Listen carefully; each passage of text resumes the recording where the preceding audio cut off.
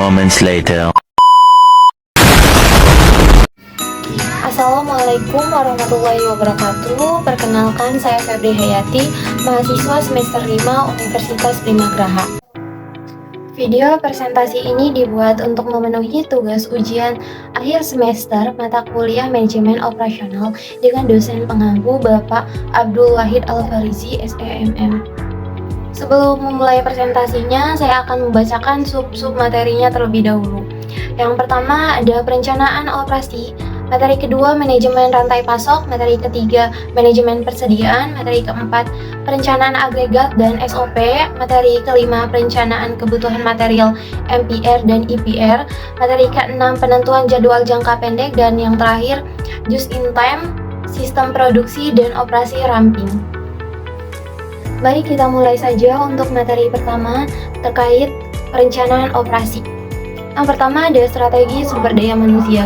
Jadi strategi manajemen sumber daya manusia seperti yang diuraikan oleh Zainuddin tahun 2015 halaman 64 merujuk pada ketertarikan antara pengelolaan sumber daya manusia dengan tujuan dan strategi organisasi.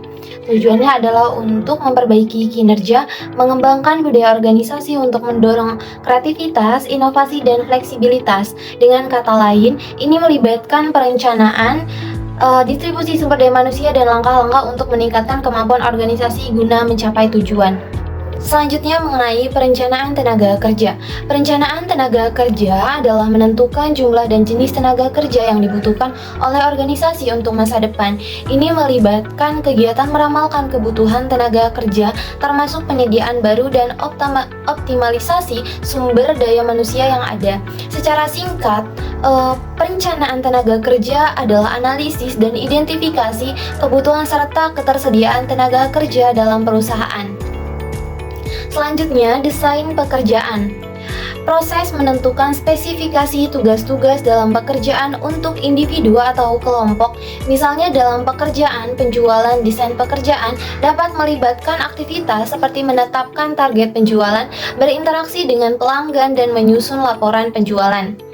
Tujuan dari desain pekerjaan adalah menciptakan struktur tugas yang jelas, memastikan tugas relevan dan bermakna, serta mengatur tugas agar dapat dilaksanakan efektif dan efisien. Sebagai contoh, di sektor layanan pelanggan, desain pekerjaan bisa melibatkan tanggung jawab dalam menangani pertanyaan pelanggan dan menyelesaikan masalah mereka. Selanjutnya terkait ergonomik dan lingkungan kerja. Pengertian dari ergonomik adalah studi tentang interaksi antara manusia dan lingkungan kerja mereka. Tujuannya adalah untuk menciptakan lingkungan kerja yang aman, nyaman, dan efisien sehingga dapat meningkatkan kesejahteraan dan produktivitas karyawan. Manfaat dari ergonomik dan lingkungan kerja yang pertama adalah meningkatkan kesehatan dan kesejahteraan karyawan, meningkatkan produktivitas, dan mengurangi absensi dan cedera. Selanjutnya, analisis metode, yaitu proses untuk mempelajari dan mengawasi metode atau prosedur yang digunakan dalam atau suatu aktivitas pekerjaan. Selanjutnya, tempat kerja visual adalah mengacu pada lingkungan kerja yang dirancang untuk memaksimalkan penggunaan visual dan memastikan kenyamanan serta efisiensi bagi pekerja. Selanjutnya, standar tenaga kerja. Standar tenaga kerja merujuk pada pedoman atau aturan yang ditetapkan untuk mengatur kualifikasi, kompetensi, dan kinerja tenaga kerja dalam suatu bidang atau sektor tertentu. Standar ini bertujuan untuk memastikan bahwa tenaga kerja memiliki pengetahuan, keterampilan, dan perilaku yang sesuai dengan tuntutan pekerjaan. Selanjutnya, etika. Penerapan etika dalam lingkungan kerja dapat membantu menciptakan budaya kerja yang positif, meningkatkan kepuasan karyawan, dan membangun reputasi perusahaan yang baik. Selain itu, etika juga berperan penting dalam memastikan keberlanjutan dan keberhasilan jangka panjang suatu organisasi. Selanjutnya, materi kedua mengenai manajemen rantai pasok.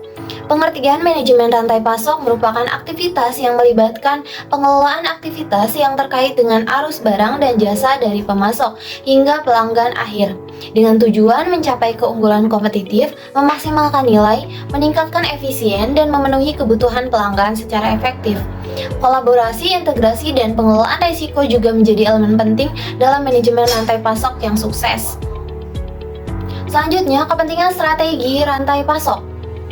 Manajemen rantai pasok menggambarkan koordinasi semua aktivitas rantai pemasokan dimulai dengan bahan mentah dan diakhiri dengan pelanggan yang puas. Dengan demikian rantai pasok mencangkup pemasok dan produsen atau penyedia jasa dan distributor, grosir atau pengecer yang menyerahkan produk atau jasa kepada pelanggan akhir. Tujuan dari manajemen rantai pasok adalah untuk menyusun rantai pasok guna memaksimalkan keunggulan kompetitif dan memanfaatkan manfaatnya bagi konsumen akhir. Selanjutnya ada 6 strategi sumber. Yang pertama, banyak pemasok. Kedua, sedikit pemasok. Ketiga, integrasi vertikal. Keempat, Ventura bersama. Kelima, jaringan Keiretsu. Dan yang terakhir, perusahaan virtual. Materi selanjutnya berkaitan dengan resiko rantai pasok. Resiko rantai pasok yang timbul dalam kegiatan rantai pasok seperti penjadwalan, teknologi, dan biaya tidak pasti. Ini dapat dikelola secara terpisah berdasarkan resiko persepsinya. Jadi gangguan rantai pasok dapat mengakibatkan berbagai masalah seperti panjangnya disruption supply chain dapat didefinisikan sebagai suatu kejadian yang disebabkan oleh kesinambungan antara permintaan dan pasokan. Sedangkan rantai pasokan merupakan resiko yang terjadi pada aliran produk, informasi, bahan baku sampai pengiriman produk akhir. Resiko pada supply chain risk management berkaitan dengan kegagalan pemasok dalam pemasokan barang sehingga permintaan barang konsumen tidak terpenuhi. Materi selanjutnya yaitu manajemen persediaan. Manajemen persediaan adalah suatu pendekatan strategi yang digunakan oleh perusahaan untuk mengontrol, mengawasi, dan mengoptimalkan semua aspek yang berkaitan dengan stok atau persediaan produk, bahan baku, dan komponen yang digunakan dalam operasi bisnis. Alasan perlunya manajemen persediaan adalah karena timbulnya ketidakpastian permintaan, ketidakpastian pasokan supplier, dan ketidakpastian waktu pemesanan. Sedangkan tujuannya adalah untuk memberikan pelayanan yang terbaik bagi konsumen, memperlancar proses produksi, mengantisipasi kekurangan persediaan stok, dan dalam rangka menghadapi fluktuasi harga.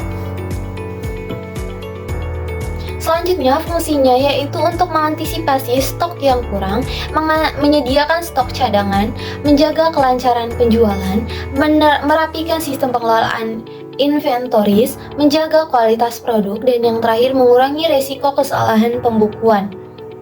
Sedangkan faktor yang mempengaruhinya, yang pertama ada ketersediaan dana, waktu tunggu pengiriman, frekuensi penggunaan produk, daya tahan produk, force majeure, dan yang terakhir jumlah permintaan dan ketersediaan. Untuk metodenya sendiri ada 4. Yang pertama ada just in time, yaitu pendekatan untuk meminimalkan biaya total biaya penyimpanan dan persediaan yang sangat berbeda dari pendekatan tradisional. Yang kedua, economic order of quantity atau IKIKIA atau kualitas pesanan ekonomis adalah suatu metode untuk menentukan berapa jumlah pesanan yang paling ekonomis untuk satu kali pemesanan. Yang ketiga ada reorder point atau titik pemesanan kembali, adalah saat persediaan mencapai titik di mana perlu dilakukan pemesanan kembali. Yang terakhir ada safety stock, adalah persediaan pengamanan, adalah persediaan tambahan yang diagendakan atau diadakan untuk melindungi atau menjaga kemungkinan terjadinya kekurangan bahan atau stock out. Selanjutnya, perencanaan agregat dan SOP. Perencanaan agregat adalah strategi yang digunakan untuk menyesuaikan kapasitas produksi dan sumber daya dengan permintaan. Tujuannya untuk meminimalkan biaya perencanaan agregat yang melibatkan peramalan permintaan dalam jangka pendek, menengah, dan panjang. Tetapi biasanya perencanaan agregat difokuskan pada rencana jangka waktu menengah di antara 3 hingga 12 bulan. Selanjutnya, pengertian SOP atau Standard Operational Procedure atau dikenal dalam bahasa Inggris sebagai Sales and Operation Planning atau SOP adalah proses yang berkelanjutan antara merevisi dan mengkoordinasikan rencana bisnis strategi di berbagai departemen. SOP adalah rencana bisnis yang melibatkan berbagai fungsi termasuk penjualan dan pemasaran, pengembangan produk, operasi, dan manajemen senior. Selanjutnya, perencanaan agregat dan operasi. Langkah-langkah umum dan perencanaan agregat dan operasi melibatkan yang pertama, perencanaan penjualan atau sales marketing, perencanaan persediaan atau inventory planning, perencanaan distribusi atau distribution planning, koordinasi tim dan komunikasi antar fungsi, dan yang terakhir pemantauan dan penyusunan atau monitoring and adjustment. Tujuan dari SOP adalah mencapai keseimbangan yang optimal antara penawaran dan permintaan, mengurangi risiko kelebihan persediaan, serta meningkatkan efisiensi operasional. Hal ini memungkinkan perusahaan untuk merespon dengan fleksibel terhadap perubahan pasar dan juga mencapai kinerja operasional yang lebih baik. Selanjutnya, manajemen pendapatan atau yang dikenal sebagai revenue management adalah suatu strategi bisnis yang dirancang untuk meningkatkan pendapatan atau keuntungan suatu perusahaan dengan mengelola harga, ketersediaan, distribusi, produk, atau layanan. Materi selanjutnya tentang perencanaan kebutuhan material, MPR, dan EPR. Yang pertama di sini ada materi permintaan dependen. MPR didasarkan pada permintaan dependen. Permintaan dependen adalah permintaan yang disebabkan oleh permintaan terhadap item level yang lebih tinggi.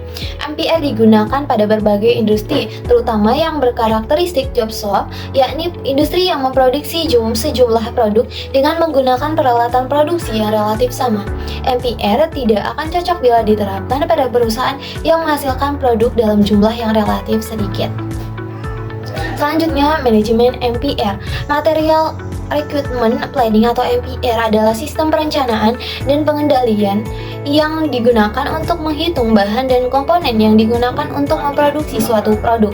Sistem ini terdiri dari 3 tahap, yaitu mengambil inventaris bahan dan komponen yang tersedia, mengidentifikasi bahan dan komponen tambahan yang dibutuhkan, dan menjadwalkan produksi atau pembelian bahan dan komponen tersebut.